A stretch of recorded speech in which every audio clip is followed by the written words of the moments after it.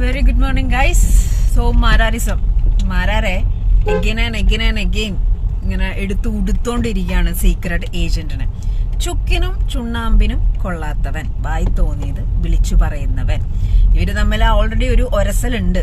മാരാറിനെ സംബന്ധിച്ച് നോക്കുകയാണെങ്കിൽ മാരാറ് ബെല്ലും ബ്രേക്ക് ഇല്ലാത്തവനാണ്. അവന്റെ ലൈക്ക് നാവ്, അവന്റെ വർത്താനം അങ്ങനെയാണ് ഉള്ളത്. സ്പോട്ടിൽ ടപ്പേന്ന് കൊടുക്കുന്ന ഒരു വ്യക്തിയാണ്.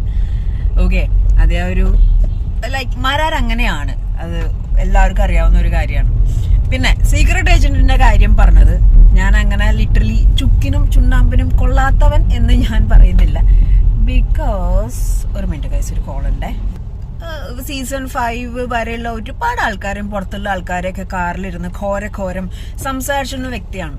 അപ്പോ ഈ കാറിലുള്ള ഈ സീക്രട്ട് ഏജന്റിന്റെ അക്രമാസക്തമായ ആ ഒരു അറ്റാക്കിംഗ് ഉള്ള രീതിയിലുള്ള എന്തുമേതും തുറന്നടിച്ച് സംസാരിക്കുന്ന, റിയാക്ട് ചെയ്യുന്ന സീക്രട്ട് ഏജന്റിനെ ഞാനടക്കം ബിബിയിൽ കണ്ടത് വേറെ രീതിയിലാണ്. അതിന് സീക്രട്ട് ഏജന്റിന്റേതായ ന്യായീകരണങ്ങളുണ്ട്. ക്ലെൻസിങ് പ്രോസസ്സാണ്, മനുഷ്യനാവാൻ പറ്റി, ഫാമിലി ഇഷ്യൂസ് മാറാൻ പറ്റി, കുറച്ചും കൂടി ലൈഫ് എൻജോയ് ചെയ്യുന്നു എന്നുള്ള കാര്യങ്ങളൊക്കെയാണ് പറയുന്നത്. അപ്പൊ ബിബി എന്ന് പറയുന്ന സംഭവത്തിന് ഒരു well gamer, mind gamer, player എന്നതിനേക്കാൾ ഉപരി ഒരു ക്ലെൻസിങ് പ്രോസസ് എന്നുള്ള രീതിയിലുള്ള ഒരു സംഭവമായിട്ടാണ് കാണുന്നത്. ഓക്കെ, അപ്പോ ഇതില് കുറച്ച് കമന്റ് റിലേറ്റഡ് ആയിട്ടുള്ള സംഭവങ്ങൾ പല യൂട്യൂബേഴ്സും ജിത്തുബായും സീക്രട്ടും ഇരുന്ന് സംസാരിക്കുന്ന ഒരു വീഡിയോ, കുറച്ച് സംഭവങ്ങൾ കണ്ടു. ഞാൻ ഇതിന്റെ അവസാനം ഞാൻ പറയാം.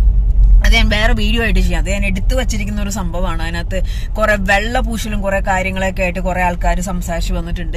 അതിന്റെ ഒപ്പം തന്നെ സീക്രട്ട് ഏജന്റ് ആണെങ്കിലും ഇതൊന്നും എനിക്ക് കുഴപ്പമൊന്നും ഇല്ലാട്ടോ എന്ന് പറഞ്ഞുകൊണ്ട് എഗെയിൻ അതിനെപ്പറ്റി സംസാരിക്കുന്നുണ്ട്. അപ്പൊ മാരാര് പറഞ്ഞ ഈ സംഭവത്തില് മാരാര് പറഞ്ഞ ഒരു മെയിൻ പോയിന്റ് എന്താന്ന് വെച്ചാൽ ആളുകൾ ഒരുപാട്, അതായത് പുള്ളി പറയുന്ന ഇതൊരു ഗെയിമാണ്, ഒരു മൈൻഡ് ഗെയിമാണ്. അപ്പോ ഇപ്പൊ ഞാനടക്കം യൂട്യൂബിൽ റിയാക്ഷൻ വീഡിയോസ് ചെയ്യുന്നു. ഞാൻ അതിന്റെ അകത്ത് പോയിട്ട് റിയാക്ട് ചെയ്തിട്ടുണ്ട്. എന്നാൽ ഈ അഖിൽ പറഞ്ഞ ഒരു കണ്ടന്റിനെ കുറച്ചും കൂടി എക്സ്പ്ലെയിൻ ചെയ്യുകയാണെങ്കിൽ ഞാനടക്കം സീക്രട്ട് ഏജന്റിനെ സപ്പോർട്ട് ചെയ്ത് വീഡിയോ ചെയ്തിട്ടുണ്ട്. കാരണം വൈൽഡ് കാർഡായിട്ട് ഗബ്രിയും ജാസ്മിന്റെയും ഫൈറ്റും അല്ലെങ്കിൽ ആ ഒരു വിഷയമൊക്കെ നടക്കുന്ന സമയത്ത് ഇവരുടെ ഇതിലേക്ക് പോകുന്ന സമയത്തൊക്കെ ഞാനടക്കം വീഡിയോ ചെയ്തിട്ടുണ്ട്. വൈൽഡ് കാർഡായിട്ട് സീക്രട്ട് ഏജന്റ് കയറി പോട്ടെ, ഇത് പൊളിക്കുന്നേക്കെ. അപ്പോൾ എഗെയിൻ എപ്പോഴും എല്ലാ വീഡിയോസിലും സീക്രട്ട് ഏജന്റ് റിലേറ്റഡ് ആയിട്ടുള്ള വീഡിയോസിൽ ഞാൻ പറയാറുണ്ട്, ജിൻഡോനെയൊക്കെ എന്താ പറയാ ഫൈറ്റ് ചെയ്യും അല്ലെങ്കിൽ അവർക്കെതിരെ ഗെയിം കളിക്കുമെന്ന് പറഞ്ഞു പോയ ആള് അതിന്റെ അകത്ത് മാറി. അതായത് ഈ സ്പോർട്ടിൽ പറയേണ്ട കാര്യങ്ങൾ പറയാ, അത് മുഖം നോക്കാതെ സംസാരിക്കുക, റിയാക്ട് ചെയ്യാന്നുള്ളത് ഇൻഫ്രണ്ട് ഓഫ് ക്യാം ചെയ്യുന്നവരുണ്ട്, ഇൻഫ്രണ്ട് ഓഫ് മിറർ ചെയ്യുന്നവരുണ്ട്, വീടിന്റെ ഉള്ളിൽ മാത്രം ചെയ്യുന്നവരുണ്ട്. എന്നാൽ വീടിന്റെ അകത്തും ഇൻഫ്രണ്ട് ഓഫ് ക്യാമും ഇൻഫ്രണ്ട് ഓഫ് മിററും ഇൻഫ്രണ്ട് ഓഫ് പബ്ലിക്കും ചെയ്യാൻ പറ്റാന്ന് പറയുന്ന നിസ്സാര സംഭവമല്ല. എന്നെ സംബന്ധിച്ചിടത്തോളം ഞാൻ പരിസരം നോക്കാതെ റിയാക്ട് ചെയ്യുന്ന വ്യക്തിയാണ്. അത് പ്ലസ് ആയിട്ട് നെഗറ്റീവ് ആയിട്ട് നിങ്ങൾക്ക് എടുക്കാം. ഞാൻ സ്പോട്ടിൽ കാര്യങ്ങൾ പറയുന്ന ഒരു വ്യക്തിയാണ്. അത് ഓവർ ദ കമന്റ് ആണെങ്കിലും നിങ്ങൾക്ക് അറിയാവുന്ന കാര്യമാണ്. മാരാരും അങ്ങനെ റിയാക്ട് ചെയ്യുന്ന ഒരു വ്യക്തിയാണ്. എന്നാൽ അതിന്റെ ഉള്ളിൽ ഞാൻ ഗെയിം കളിച്ചു തുടങ്ങിയപ്പോഴേക്കും ഔട്ടായി. പിന്നെ അത് ബിഗ് ബോസ് എന്ന് പറയുന്ന ഒരു സംഭവം, ആ ഒരു ഹൗസ് എന്ന് പറഞ്ഞു കഴിഞ്ഞാൽ അതൊരു മൈൻഡ് ഗെയിമാണ്. മെന്റലി ഫിസിക്കലി നമ്മളെ കെട്ടിയിട്ടിട്ട് ഓടിക്കോ എന്ന് പറയുന്ന പോലത്തെ സംഭവമാണ്. അപ്പൊ അതിന്റെ ഉള്ളിൽ മെയിൻ ആയിട്ട് ഏതൊരു സാഹചര്യത്തിൽ വീണാലും ഒരു മനുഷ്യനെ സംബന്ധിച്ചിടത്തോളം കോൺഫിഡന്റും ഗെയിമും കളിച്ചു പോകേണ്ട ഒരാളാണ്. ഓക്കെ, അപ്പൊ ആ ഒരു സംഭവം സീക്രട്ട് ഏജന്റിന്റെ ഭാഗത്തുനിന്ന് കാണാത്തോണ്ടാണ് ഈ ഒരു വർത്താനം ഇവിടെ വന്നിരിക്കുന്നത്.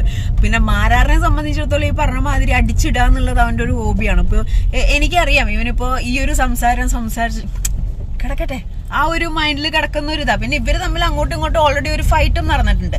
മാരാര് നല്ല പച്ച മലയാളത്തില് സീക്രട്ട് ഏജന്റിനെ വർണ്ണിച്ചു വിട്ടു. സീക്രട്ട് ഏജന്റ് അതേ നാണയത്തിൽ തിരിച്ചടിച്ചൊരു വർണ്ണന കൊടുത്തു. പക്ഷെ അത് ഏറ്റില്ല സത്യം പറഞ്ഞിട്ടുണ്ടെങ്കിൽ.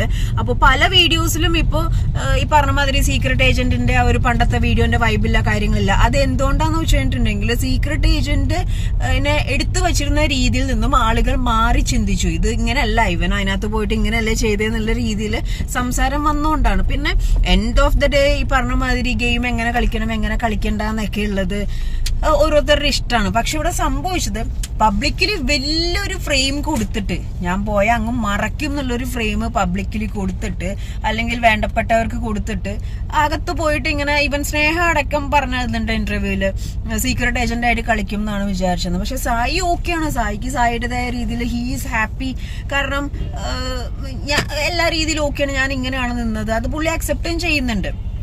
പക്ഷേ പുറത്തുനിന്നുള്ള ഒരു പോയിന്റ് ഓഫ് വ്യൂവിൽ അഭിപ്രായ സ്വാതന്ത്ര്യം എല്ലാവർക്കും ഉള്ളതുകൊണ്ട് മാരാർ ഒറ്റയടിക്ക് വാട്ട് ഈ സീക്രട്ട് ഏജന്റ് എന്ന് ചോദിച്ചു കഴിയുമ്പം ചുക്കിനും ചുണ്ണാമ്പനും കൊള്ളാത്ത എന്നുള്ള രീതിയിൽ വന്നപ്പോൾ ഇതിൽ ഒരു പക്ഷേ സീക്രട്ടിന്റെ ഭാഗത്ത് നിന്ന് ഒരു ന്യായീകരണ വീഡിയോ ഉണ്ടാവും, അല്ലെങ്കിൽ ഈ പറഞ്ഞ മാതിരി എന്തെങ്കിലും സംസാരിക്കാം, അതല്ലെങ്കിൽ ഇത് ഇഗ്നോർ ചെയ്ത് വിടാം, അതെങ്ങനെ വേണമെങ്കിൽ it's up to them actually.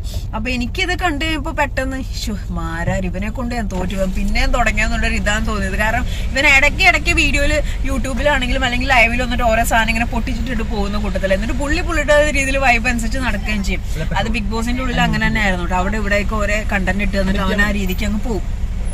അപ്പൊ ഇതിനകത്ത് ഒട്ടുമിക്ക ആൾക്കാരും ഈ ഒരു സംഭവത്തിനെ അക്സെപ്റ്റ് ചെയ്യുന്നത് ഒരു ഗെയിമറായിട്ട് സീക്രട്ട് ഏജന്റിനെ കണ്ടുകൊണ്ടാണ്. നമുക്ക് അങ്ങനെ തന്നെ കണ്ടാൽ മതി. സീക്രട്ട് ഏജന്റിന്റെ പേഴ്സണൽ ലൈഫോ അല്ലെങ്കിൽ സീക്രട്ട് ഏജന്റിന്റെ ക്ലെൻസിങ് സംഭവങ്ങളോ അല്ലെങ്കിൽ മനുഷ്യനായി എന്ന് പറയുന്ന ഇൻഡീപ്പ് കാര്യത്തിലോട്ട് പോകണ്ട.